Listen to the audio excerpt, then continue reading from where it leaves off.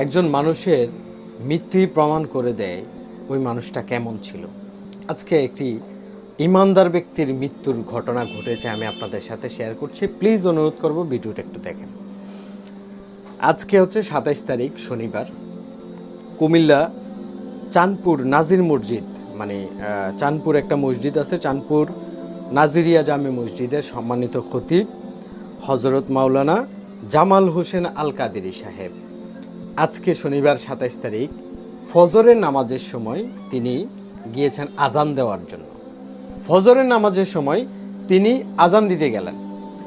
যখন তিনি আজান দিচ্ছেন আর আজান অবস্থায় যখন তিনি পড়ছিলেন আশহাদু আন্না মুহাম্মাদুর রাসূলুল্লাহ সাল্লাল্লাহু আলাইহি সাল্লাম, যখন তিনি এই শব্দটা উচ্চারণ করলেন, ঠিক সাথে সাথেই তিনি মাটিতে লুটে পড়ে গেলেন এবং সেই জায়গাতেই উনি শেষ নিঃশ্বাস ত্যাগ করেন। আল্লাহু আকবার। চিন্তা করে দেখেন আল্লাহ রাব্বুল আলামিন ওনার মৃত্যুটাকে কত সৌভাগ্য একটা মৃত্যু দিয়েছে। আমাদের তো মরতেই হবে।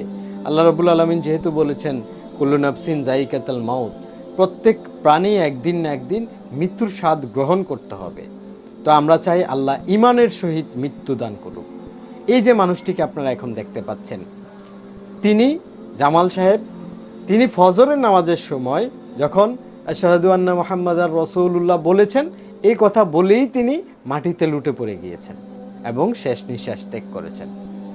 একজন মানুষের মৃত্যুই প্রমাণ করে দেয় ওই মানুষটা কেমন ছিল।